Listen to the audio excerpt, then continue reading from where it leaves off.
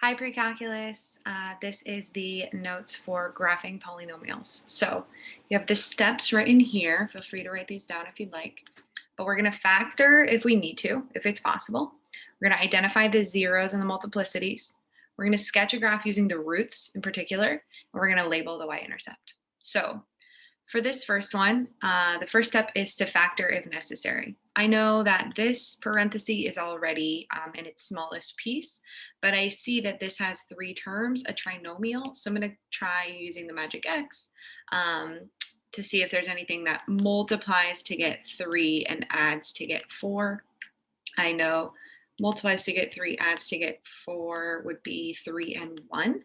So I could say, okay, this would be x plus 3, x plus 1, and I'm bringing down the x plus 1 additionally here.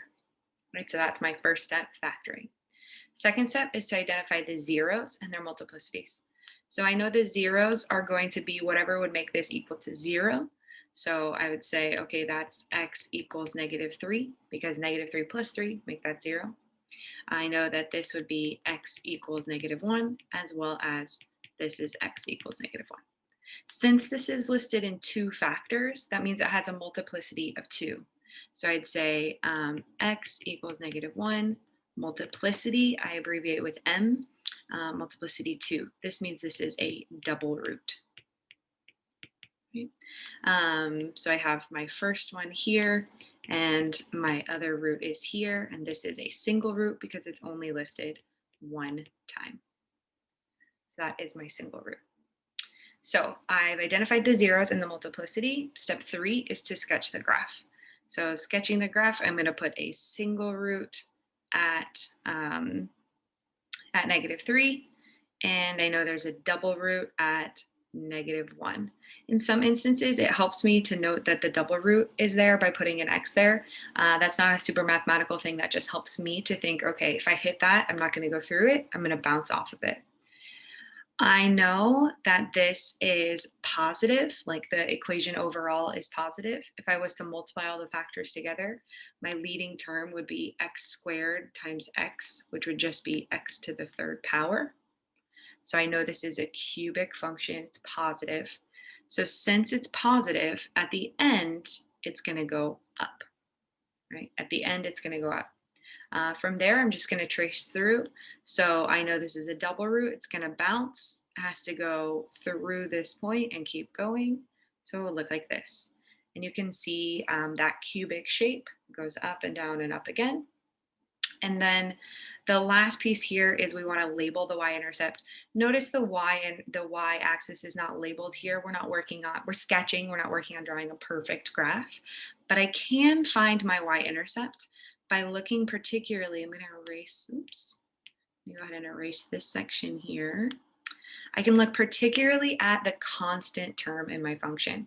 So if I was to multiply this back together, right, my constant term, the number without any x's in it, would be 3 times 1, right? So we talked about our leading term being x to the third, right? And then we would have like all the x squareds and the x's, and then we would have 3 times 1. That means that we have other things in here, and then at the end we have plus 3. That right there is your y-intercept, right? So your y-intercept is whatever that constant term is. So I know that this point right here, the y-intercept, would be positive 3. So that is how I'm going to start graphing each of these pieces. So I'll go ahead and let you try this one. Pause the video, see if you can try this one on your own, and then we'll come back to it. Cool, welcome back. Hopefully you tried it. All right, so we have x equals -2. I don't need to factor this one because none of these factors can be broken down.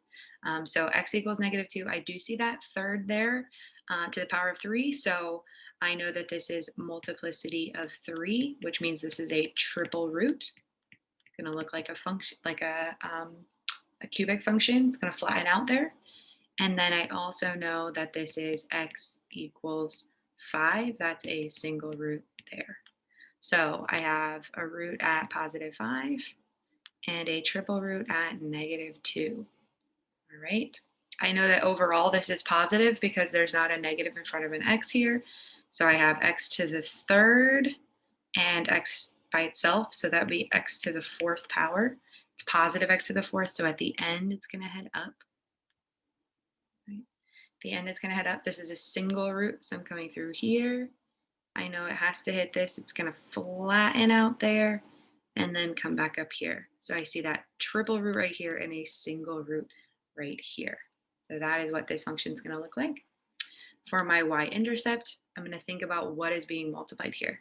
So this is x plus 2 times x plus 2 times x plus 2. There are 3 of them, and x minus 5. If I was going to multiply all of these together, I would have x times x times x times x as my leading term, x to the 4th. And then I have positive 2, positive 2, positive 2, and negative 5 as my constants. That's what's going to multiply together. So 2 times 2 is 4, times 2 is 8. 8 times negative 5 is negative 40. So we're going to have all those other terms in there, but at the end, we're going to have negative 40. This is my y-intercept. So I know this point right here is negative 40. All right. Cool. All right. Let's go ahead and try this one here. So for this one, I see that there is 4 terms, right? So I know I'm going to have to use my factoring. First step is to factor. I'm going to go ahead and factor by grouping since there's 4 terms. So I'm going to take out x squared, leaves me with x plus 2. I'm going to take out negative, just a negative, I guess. So I'm going to have 5x plus 6. That doesn't work for me.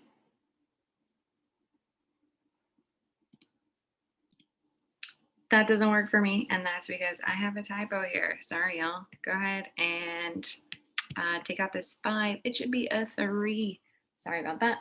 So we have negative 3x minus 6, which means the common term that I can pull out is a negative 3, like that.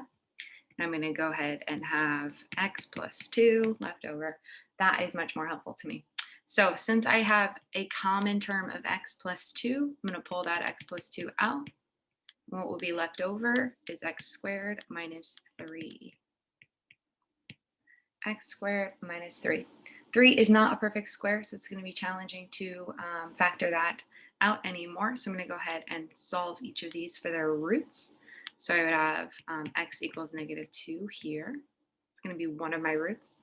And then for this one, I'm going to have x squared minus 3 equals 0. I'm going to go ahead and add 3 on both sides. X squared equals 3. Take the square root of both sides. I have x equals positive or negative square root of 3. Right, so I have 2 answers still there, right, because it's x squared, but when I take the square root, always positive or negative. So I'm going to go ahead and use a decimal approximation for this. So I want to find the square root of 3. I know the square root of 4 is 2, so it should be a little bit less than 2. So I'm going to try square root of 3. It is a little bit less than 2. So I have positive or negative 1.73, right? 1.73. So somewhere close to there. So I have 2 answers there, remember, right? I have positive 1.73 and negative 1.73. That's what that plus or minus means. So x equals this, or x equals that. So I've found my zeros, my multiplicities. I'm now going to sketch a graph. So sketching a graph, I have negative 2 here. I have positive 1.73, so like somewhere right around here. And I have negative 1.73, so somewhere very close to that negative 2 that I already wrote. All right. I see that, again, my leading term here is positive. Right? So since it's positive, it's going to be headed up after my last one here. I know it's x to the 3rd, so it's going to make that cubic shape. And then I know that it's going to go through this. It's going to go through this here and back down like this, because each of those are single roots. There is no bouncing off of the line or flattening out. So I have my roots here, and then my last step is to identify the y-intercept. And the y-intercept is going to always be the constant term, negative 6. So this here is negative 6. That is my y-intercept there. Okay.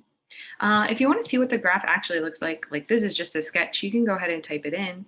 X to the power of 3 plus 2x squared minus 3x minus 6. We can see it looks very similar. It kind of looks like there's a double root there, but if you zoom in, you can see that it just barely touches at that 1.73 mark, and then also touches at that -2 mark, in addition to touching at the 1.73 here. So we can see that we made our graph correctly. If you want to see the y-intercept, at -6. Cool. You can also do with these ones, if you want to double check, you can see them. Go ahead and get rid of that guy. You can see x plus 2 to the power of 3 times x minus 5. You can see, looks like this, you might have to squeeze it a little bit to see that like shape come out there. This is the same shape. I'm just manipulating the y-intercept or the y-axis there. So you can see here, and we can see that we have that root at +5, and we have this triple root at -2. So you can start to see a little bit of the same shape. Pretty cool. All right, y'all. Let me know if you have any questions. Happy to help you out. And I will talk to you guys soon. Thanks.